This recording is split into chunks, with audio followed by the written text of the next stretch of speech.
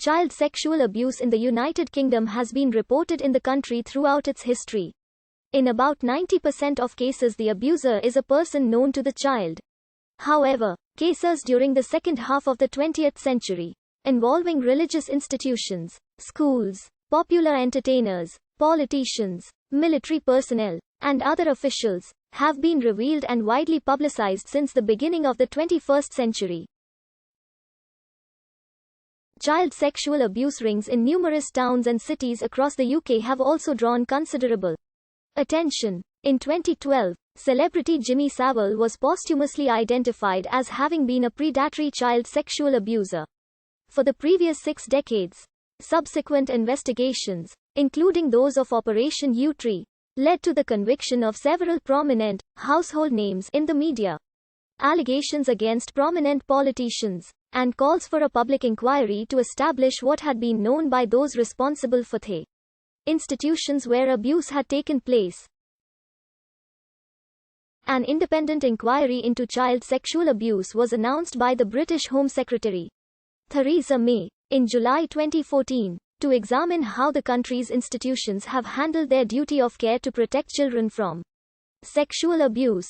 The Child Exploitation and Online Protection Command identify 4 broad categories of child sexual abuse in the United Kingdom, which they describe as the 4 key threats to children. The proliferation of indecent images of children, particularly the production of still, moving and live streaming of child abuse images. Live streaming of abuse of third world children for consumption by UK paedophiles is increasing. Perpetrators are being increasingly found and brought to justice. Tracking down and safeguarding third world child victims is more difficult. There are calls for better funding for the National Crime Agency so these crimes can more easily be prevented. Online child sexual exploitation, with a focus on the systematic sexual exploitation of multiple child victims on the internet.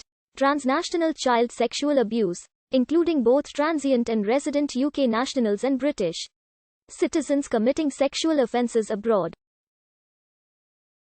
Contact child sexual abuse, particularly the threat posed by organised crime-associated child sexual exploitation and the risks around missing children. Within this category there are a number of recognised types. Firstly, contact child sexual abuse by lone offenders. Secondly, contact child sexual abuse by group offenders and offending associated with street gangs, of which there are 2 types. The true number of offences remains doubtful, generally assumed to be larger, due to expected unreported cases of child abuse. Some 90% of the sexually abused children were abused by people who they knew, and about 1 out of every 3 abused children did not tell anyone else about it.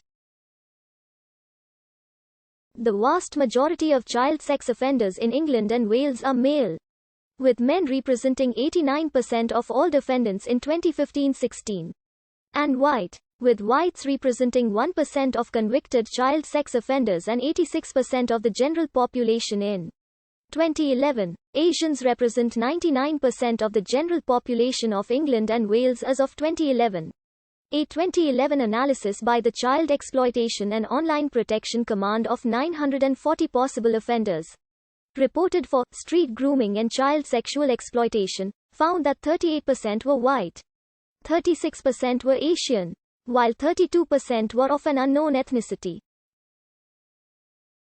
This is an incomplete list of notable British personalities who have been convicted of child sexual abuse. It does not include notable people such as Jimmy Savile and Cyril Smith, who were publicly accused of abuse after their deaths, but never prosecuted. Several organizations in the United Kingdom work towards the goal of preventing sexual abuse.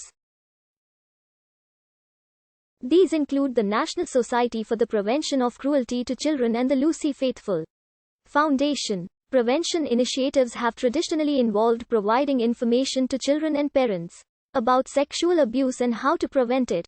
Other forms of prevention involve disruption activities where the children can be removed from the family home or area in which they are living, or work can be done to make it more difficult for people to sexually abuse children. Austerity has led to cuts in policing. The police do not have the resources to investigate possible offences satisfactorily or to safeguard potential victims. Nazir Afzal said, austerity has come at the wrong time. When finally voices are being heard. Finally authorities are beginning to do their job properly, and finally the NGO sector are being listened to. There isn't any money to go around. They are doing this with one hand behind their back. As a consequence, clearly people will not get justice. Nazir Afzal is also concerned that there are few prosecutions of grooming gangs in the south of England. Afzal fears people in the south are not looking hard enough. Afzal said, the perceptions is that northern towns and the Midler